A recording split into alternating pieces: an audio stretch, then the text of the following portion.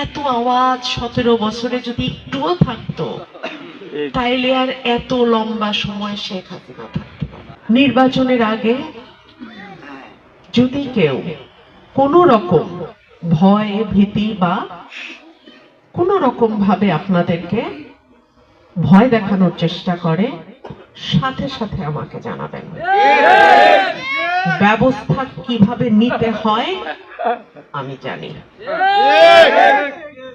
আর আমার যেহেতু মার্কা নাই, আমি সবার প্রার্থী। ধর্ম, বর্ণ, জাতি, গোষ্ঠী, রাজনৈতিক মত, বিমত, অমত যাই থাকুক, আমি কিন্তু সবার প্রার্থী।